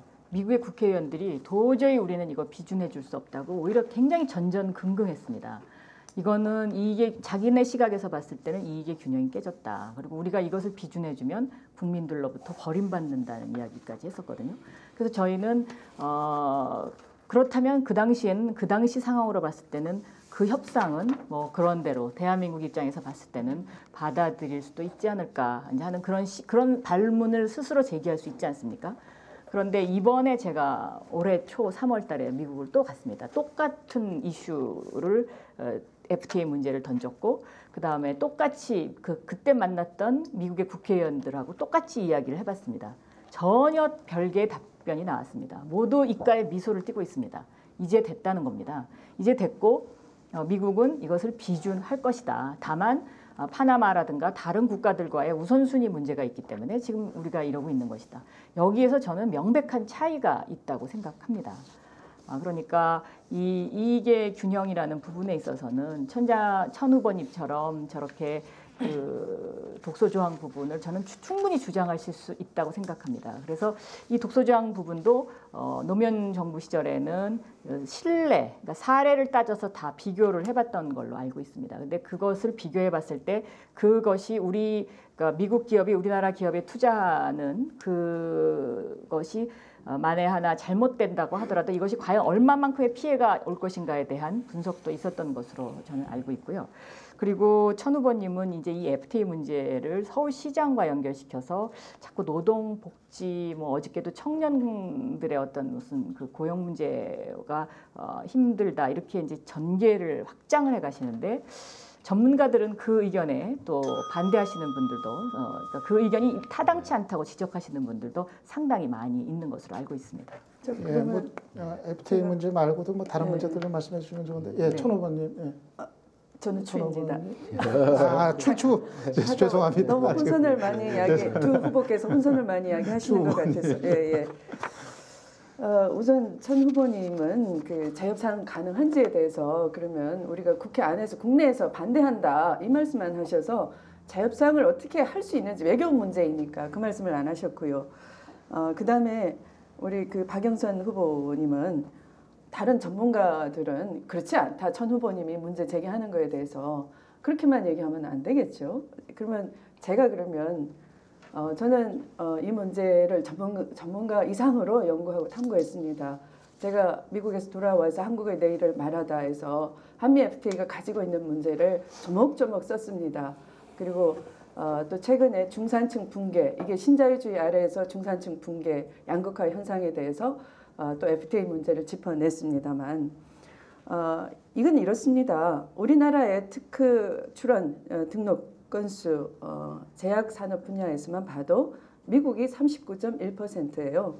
그러니까 김대중 대통령이 이렇게 말씀하셨어요. 그 당시 쥬라기 공원이 유행할 텐데 쥬라기 공원 영화 한 편 파는 것이 우리가 자동차 아주 그냥 배에 실어가지고 몇십만 대 파는 것보다 훨씬 많은 이익이 있으니까 바로 그런 문화산업을 우리도 일으키자 이렇게 얘기했거든요. 그걸 우리가 거꾸로 당하고 있는 겁니다. 우리는 IT 강국인데요. 엔터테인먼트 산업, 영화 산업 같은 이런 문화 산업 소비층이 많은데 여기에 미국이 받아내고 싶은 것이 저작권료 같은 것이고요. 또 제약 산업 분야가 또 이 지적재산권 특허료 이것을 지적재산권을 강력하게 보호해주는 FTA를 하고 있는데 거기서 물어내야 될 특허료가 막대합니다. 그러니까 미국은 FTA를 통해서 황금알을 낳는 거의 한 마리를 잡아가는 것이고 우리는 계속 관세 인하 그것만 들여다보고서 손실을 보게 되는 그런 구조적인 문제가 있어요. 이것은 독소조항뿐만 아니라 이익의 균형이 그때나 지금이나 질적으로 놓치고 있는 부분이 많다는 것 그걸 좀 이해해 주시기 바랍니다. 제가 한 번만 더 발언하겠습니다. 잠깐만요. 그래서 제가 아까 그 자유토론이라고 말씀을 드렸는데 막상 해보니까는 역시 그 동일하게 그 발언 수를 드려야겠다는 이제 생각이 듭니다. 그래서 한 분당 2차례씩의 발언 기회를 드리는 거로 그렇게 하겠습니다. 그러니까 추 의원님은 이제 2번의 기회 다 사용하신 거고요. 그리고 주제는 지금 FTA 얘기로만 가는데 좋습니다. 자유롭게 선택을 하시고 사실은 이제 민주당 전반의 문제에 관한 거가 이제 의도였다는 것만 좀 감안을 해주시고요. 그럼 천 의원 제가 먼저 발언 한 번도 안 했거든요. 예. 어떻게 나중에 한꺼번에 2번 하셔도 되는데 지금 하시겠습니까? 먼저 한번 하고 예, 그러시죠. 왜냐하면 신 의원님 조금 이야기를 좀 주제가 너무 그것도 관련이 있지만 당 얘기를 좀 하는 게 좀 좋을 것 같습니다. 그래서 제가 말씀을 드립니다. 그 민주당 위기를 우리가 말해야 합니다. 우리 민주당 소속 후보들이니까 민주당이 뭐가 위기인가? 저는 여러 가지 안의 내부의 시스템이라든가 인사라든가 민주당의 정책과 정체성 이런 얘기를 합니다만 물론 그런 것 개선해 나가는 게 필요한데 제가 볼 때는 한 2개의 큰 흐름의 정치적 타협과 공존의 문제가 있는 것 같습니다. 하나는 우리 당이 당원적입니다. 당원입니다. 오랜 전통을 가진 당입니다. 비바람 맞으면서 눈보라 속에서도 굳게 살아온 그런 당원들이죠. 그분들은 당에 대한 애당심이 무척 큽니다. 저희가 상상한 것 이상으로 무척 큽니다. 당을 사랑하고 아끼고 당이 잘 되기를 바랍니다. 당이 후보를 내야 하고 당이 후보를 안 내면 공당이 아니라고 생각합니다. 이런 흐름이 분명하게 있습니다. 이 흐름의 정당한 주장에 대해서는 흡수를 해야 합니다. 많은 당원들이 그 주장에 공감하고 있죠. 제가 돌아다녀 보니까. 자, 고건시장 들어와서 조선시장 영입돼서 우리 민주당에 남긴 게 뭔가. 시장 될 때는 당원이었지만 시장 안 되니까 돌아가지 않는가. 이런 의문인 것입니다. 지금도 똑같은 문제를 갖고 있죠. 그러나 이 반면에 사회는 발전하고 변화하는 것이기 때문에 새로운 흐름이 영입이 불가피하게 필요합니다. 지금 안풍으로 나온 말하자면 10대, 20대, 30대의 큰 흐름이 그렇습니다. 그 흐름은 민주당과 공유한 것도 있지만 민주당과 굉장히 다른 새로운 흐름입니다. 젊은 청년들의 갈망을 담는 기성 정치권이 담지 못한 그런 욕구와 갈망의 크기를 짐작하는 그런 흐름이죠. 그 흐름도 중요합니다. 그래서 이 약간은 다른 상이한 흐름이 서로 달리 가면서 자신의 세력을 가장 크게 키운 다음에 힘을 합할 때 민주당의 갈 길이 거기서 나온다. 시장 선거의 승리를 거기서 나온다고 생각합니다. 그래서 지금 해야 할 일은 그 일을 큰 흐름을 제대로 잡아가고 제대로 흐름이 막히지 않게 가서 궁극적으로는 통합하는 것. 이것이 지금 민주당의 진로이고 위기 해법이라고 저는 그렇게 생각합니다. 예, 다음 천 후보님.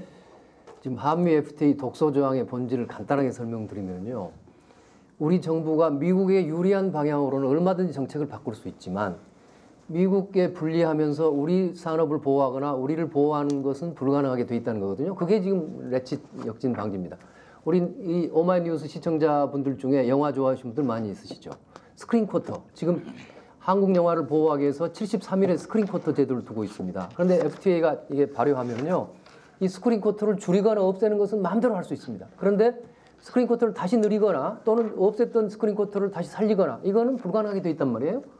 아까 제가 지금 고용 이야기를 아까 드리는 건 뭐냐면요. 청년 고용 의무 할당제를 저는 도입하고 싶습니다. 청년 고용률을 높이기 위해서. 그러면 예컨대 어느 업체에다 청년을 의무적으로 5% 이상 고용하라. 이렇게 새로운 규제를 도입하면은 그 업체에 미국인 투자자, 주식 한 주만 있는 사람도 해당됩니다. 뭐 투자자라고 해서 몇백만 불 들어온 사람도 아닙니다. 단 한 주의 주식이 있는 그 미국인 투자자도 대한민국 정부를 상대해서 안 된다.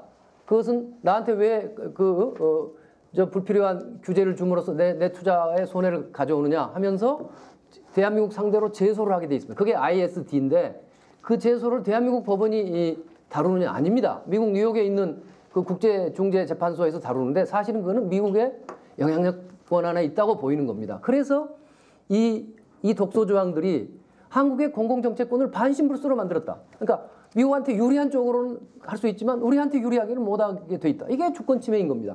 사법주권도 침해하는 겁니다. 왜 한국 정부를 상대로 재판을 하는데 이걸 대한민국 국가가 대한민국 법원이 관할을 하지 못하고 저 세계 있는 그 중재재판소들한테 가는 겁니다. 그 중재재판소의 공정성도 문제고 그건 단심으로 이루어집니다. 그 뭐 대한민국 대법원이나 똑같은 역할을 합니다. 그리고 제가 법무부 장관에서 잘 아는데요. 우리나라의 지금 변호사 업계 그 여러 능력으로 봐서요.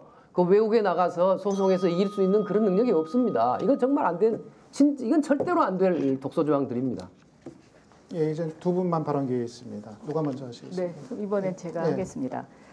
저는 이제 민주당의 이 위기와 해법 가운데 민주당 지도부가 저는 어떤 사심을 버리고 공심을 향해서 항상 나를 버리고 그런 자세가 참 필요하다고 생각합니다. 그런데 이제 예를 들면 MB 정부 들어와서 제일 중요한 것이 이 종편 문제로 인해서 언론 환경이 굉장히 많이 바뀌었습니다.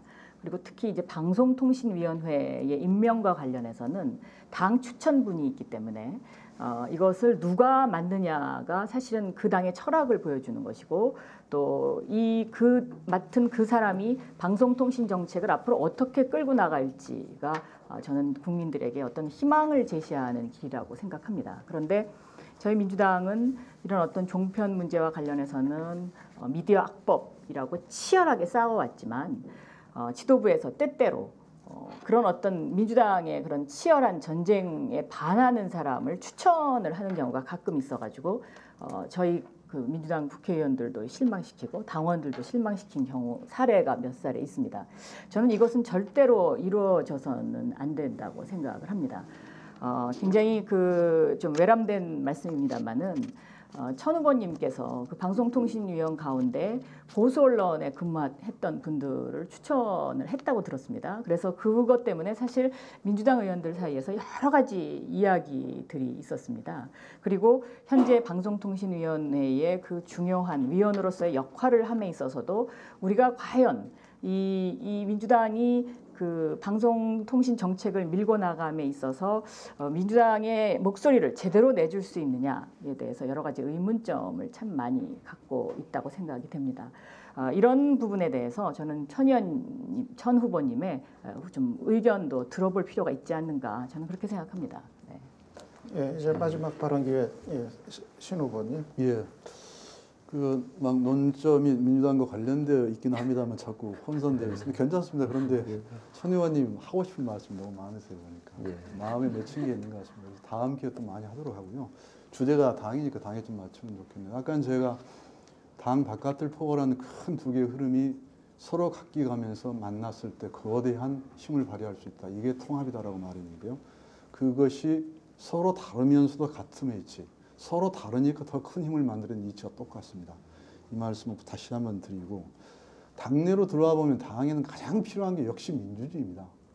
민주주의 없으면 당이 살 수가 없습니다. 민주주의는 생명입니다. 그런데 정작 민주주의를 가장 주장하는 정당 내에 들여다보면 정작 민주주의가 아닌 경우를 허용하는 경우가 있습니다. 이런 경우가 보면 대표적인 예가 이제 전략공천 같은 거. 전략공천 없어져야 합니다. 제가 예를 하나 들어보겠습니다. 어느 지역에 제가 아는 지역에 제 친구인 아주 열심히 운동을 하신 분이 자기 일생을 바쳐서 그 지역에 투자를 했습니다. 돈도 다 바치고 총선에 출마하겠어요. 어느 날 중앙당이 전략 공천을 했어요. 그 사람 경쟁에서 배제시켜버렸어요.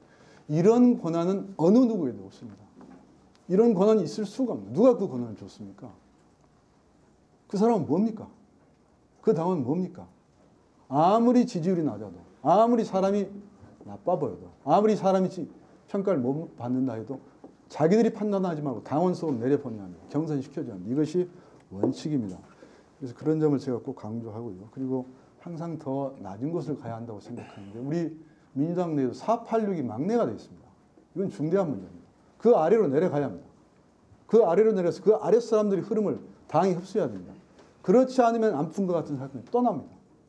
이 점이 더 아래로 내려가는 이유이고 또 자꾸 현장 속으로 사람 속으로 들어가서 이야기를 해야지 자꾸 토론 중심, 지도부 의견 조정 중심으로 가면 안 된다. 이런 말씀 드리겠습니다. 예, 자유토론 순서를 여기까지 마치고요. 이번에는 소셜 질문 순서입니다. 지금 트위터나 댓글로 올라온 질문들을 추려봤는데요. 질문들은 많이 올라왔습니다만은 제가 이 자리에서 현실적으로 채택할 수 있는 거는 좀 한계가 있어가지고 질문을 공통 질문 하나만 드리도록 그렇게 하겠습니다. 답변 시간은 1분이고요. 1분이고 그 답변 순서는 그 자리대로 추 후보님부터 하도록 그렇게 하겠습니다. 질문은 여기는 제가 제일 마지막이네요. 천 후보님부터 하시는 걸로 되어 있습니다. 지금 회장님께서 천 후보가 천 후보가 헷갈리고 계시는데 아닙니다. 분명히 다른 건 여자와 남자가 확실히 구분됩니다. 그리고 지금 좋습니다. 버전이 갖고 있는 버전이 서로 지금 다른 것 같습니다. 앞에 게 수년됐구나. 아까 그게 아니었어요. 갖고 계신 건 그렇게 되어 있나요? 네. 예, 어떻게 할까요? 추 후보님부터 하시는 거로 하죠. 뭐 원하시는 대로 하십시오. 뭐. 저부터 하겠습니다. 질문을 드리겠습니다. 질문은 닉네임 하마라는 분이 올려주신 건데요.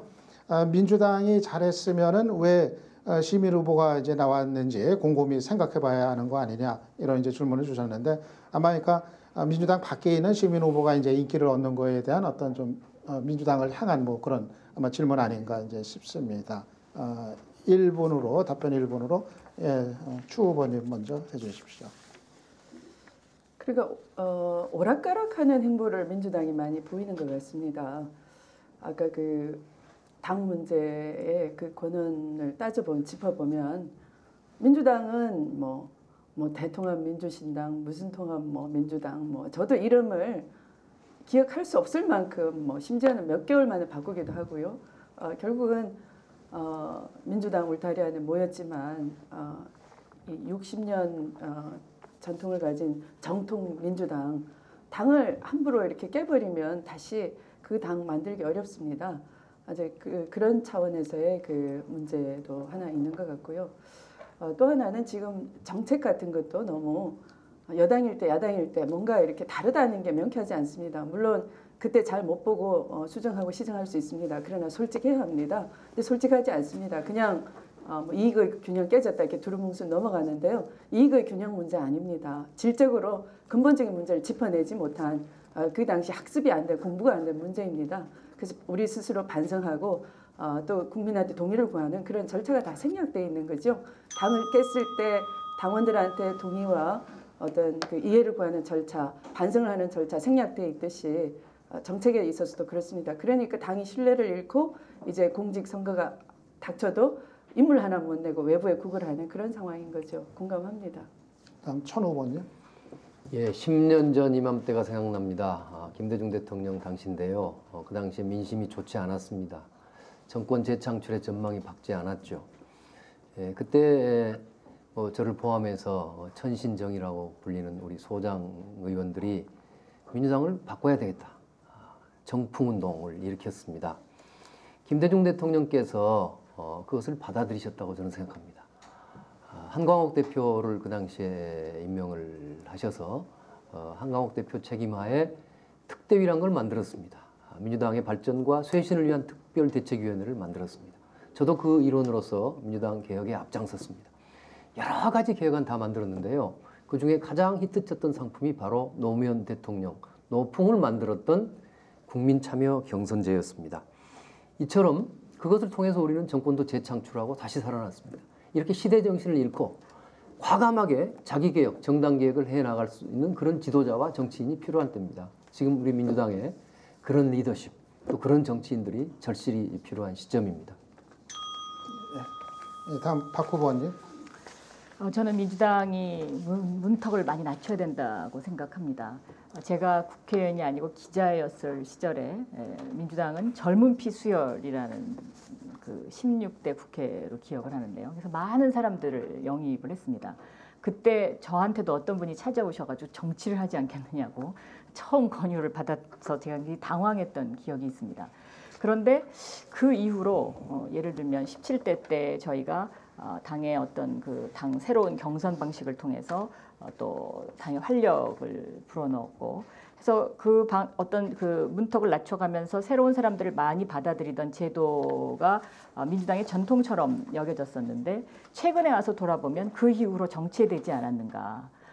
저는 신계륜 의원님께서 그 지적하셨던 그런 어떤 그 좀 더 문호를 개방해야 된다. 그것이 당이 필요한 것이다. 그리고 지금 천 후보님이 뭐 어떤 천신정이라든 것을 대표되는 어떤 그런 이제 개혁의 바람을 들고 왔던 것 지금 생각해 보면 벌써 이것이 약 10년 전의 일입니다. 그런데 이분들이 아직도 당의 지도부로서 이것을 주도해 나가고 있다는 것은 민주당이 그만큼 앞으로 젊은이들을 더 많이 받아들여야 되지 않겠나 그렇게 생각하고 있습니다. 예, 신 후보님. 예, 그 박영선 후보님의 말씀에 전적으로 동의하고요. 내부의 그 시스템의 그 개혁과 어떤 변화는 앞으로 꾸준히 해나가면서 고쳐나갈 수 있는 건데 근본적으로 잘못되면 이게 그 방향이 틀어집니다. 예를 들어 당원들 얘기만 들면 당원들만 얘기 들으면 선거 다 이깁니다. 그와 마찬가지로 주변 사람들 얘기만 들으면 안 되죠. 지금 민주당의 인적 구성이 좀 한정되어 있습니다. 아까 제가 말한 세대적 구성에 문제가 있습니다. 486이 막내입니다, 세상에. 그 아래 사람들이 얼마나 많이 성장했고 생각의 변화가 생겼고 사회를 변화해 나갈 의지가 갖고 있는데 이거 보수냐 진보가 뭐 이런 문제가 아니에요. 세상이 바뀌고 있어요. 그 바뀐 세상의 흐름을 놓쳤기 때문에 생긴 위기가 제일 크다고 생각하고 그런 것을 바로잡는 것이 제1의 문제이다. 이걸 해결하면 다른 문제는 그에 따라서 점차 해결해 나가면 된다. 이렇게 생각합니다. 예, 지금까지 네 분의 토론을 쭉 지켜보셨고요. 이제 오늘 그 토론회를 대략 정리를 해 들어가야 되는 시간이 된 것 같습니다. 그래서 마지막으로 네 분의 이제 마무리 발언을 듣는 것으로 하겠습니다. 발언 시간은 1분 30초고요. 발언 순서는 제가 이거 얘기할 때는 이제 겁이 납니다. 제 거는 박 후보님부터 하는 거로 돼 있는데 맞습니까? 네. 맞습니까? 신 후보님 예? 돼 있는데. 신추천박인데요. 네, 네. 지금 우리가 어떻게 돼 우리가 가진 건 있습니까? 신추천박입니다. 사회자님 가지고 있는 걸 반전하십시오. 사회자는 왕입니다. 사회자는 왕이니까 네. 제 거대로 하겠습니다. 박영선 후보님부터 마무리 발언해 주십시오. 네. 우리 사회의 정의란 무엇인가라는 책이 아주 많이 팔렸습니다. 그것은 그만큼 정의를 갈구하는 사람들이 많기 때문에 그렇습니다. 저는 이 정의가 사회의 기본이 돼야 된다고 생각합니다. 누구에게나 공통된 기회가 주어져야 되고 그 기회를 통해서 자기의 꿈을 이룰 수 있어야 된다고 생각합니다. 그러나 지금 우리 사회는 어떻습니까? 부패와 특혜로 물들어가고 있습니다. 이것을 가장 잘 개척해 나갈 사람, 새로운 인물, 저는 그러한 사람이 이번에 서울시장이 돼야 된다고 생각합니다. 제가 지금까지 기자로서 국회의원으로서 쭉 추구해왔던 것이 바로 정의와 공정한 사회를 위한 투쟁과 전쟁이었습니다. 그래서 제가 서울시장에 출마해야 되겠다. 젊은이들에게 기회를 주고 또 꿈을 주고 그런 시장이 돼야 되겠다라고 생각했습니다. 왜 우리 사회에는 빌 게이츠 같은 사람이 없는가? 왜 우리 사회에는 스티브 잡스 같은 사람이 없는가? 이분들 모두 다 자수성가한 분들입니다. 또 제가 있는 구로 디지털 단지에는 하루에 15만 명 이상의 젊은이들이 출퇴근을 하면서 자기의 나래를 펴기 위해서 열심히 일합니다. 그러나 이분들이 창의력과 열정은 있지만 자본이 부족해서 그 꿈을 펼치지 못하는 경우를 너무나 많이 봤습니다. 그래서 제가 생각해낸 것이 바로 서울 젊은이 펀드입니다. 서울 젊은이 펀드 1조를 만들어서 서울시와 그 젊은이들이 함께 투자하는 겁니다. 함께 투자해서 10개 투자해서 그중에 하나가 대박이 나면 그 대박 난 것을 가지고 저는 패자부활전도 할 수 있다고 생각하고 이런 젊은이 펀드를 운영하는 그 새로운 위원장으로는 안철수 교수 같은 분도 모셔올 수 있다고 생각합니다. 우리 꿈을 갖고 사람 중심의 서울특별시 꼭 만들도록 하겠습니다. 네, 다음 신 후보님. 저는 80년 서울의 봄 당시 5월 14, 15일 서울역 시위를 주동했다가 역사적인 5월 18일 날 수배된 것을 피하기 위해서 내려간 곳이 강주였습니다. 그래서 뜻밖의 강주 항쟁을 운명처럼 만났습니다. 이 이끌림은 제 운명을 바꿔놓았습니다. 그로부터 김대중 전 대통령 권유로 정치를 시작하기까지 약 15년 동안을 노동자들과 함께하면서 그 속에서 민주주의를 배우고 실천하면서 살아왔습니다. 그리고 정치에 입문해서는 전문 정치인으로 20년 가까이 살아왔습니다. 서울시장 전문 정치인이 되어야 합니다. 왜냐하면 행정관료를 통솔하고 업무를 효과적으로 배치하고 정당과 국회의 협조 속에서 시정을 펼쳐나가는 것 그 자체가 고도의 정치이기 때문에 그렇습니다. 시민운동도 중요하지만 그것은 정치와 다릅니다. 시민운동이 정치를 비판하는 것은 건강한 일입니다. 그러나 시민운동 또는 그 대표가 정치에 직접 참여하는 것은 전혀 다른 수준의 문제이고 찬반양론이 있습니다. 이것을 우리는 직시해야 합니다. 저는 시민운동 출신인 박원순 변호사와 이 문제에 대해서 정직하게, 제대로, 정확하게 이야기할 준비가 되어 있는 민주당 내 유일한 후보라고 생각합니다. 모처럼 맑고 푸른 가을 하늘아래서 서울 시민 여러분들의 마음속에 정말 야무진 서울시장의 꿈이 가을과 함께 물을 익어가기를 부탁드립니다. 예, 추 후보님.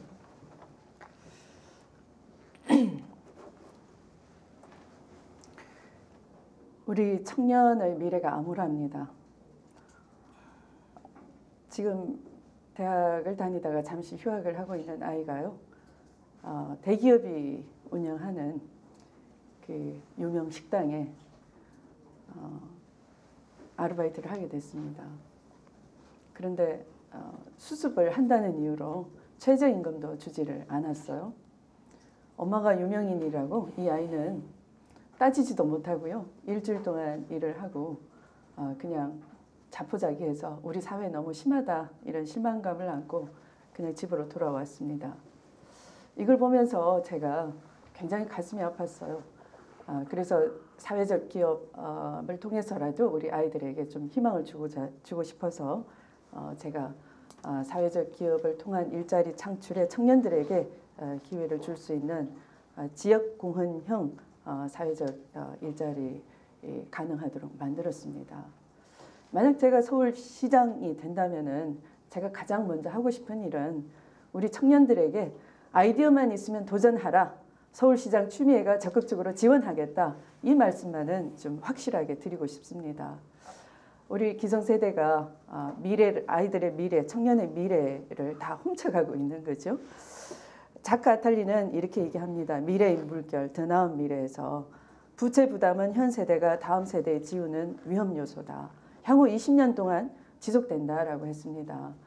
부채 청산하고 5대 악재 청산해서 미래 세대가 희망을 가질 수 있는 그런 서울시 저 추미애가 만들어 드리겠습니다.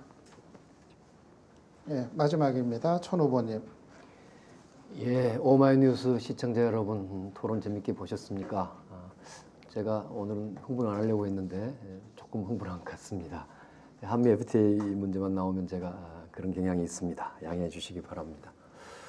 이순신 장군은 3대 대첩에서 승리해서 나라를 구했습니다.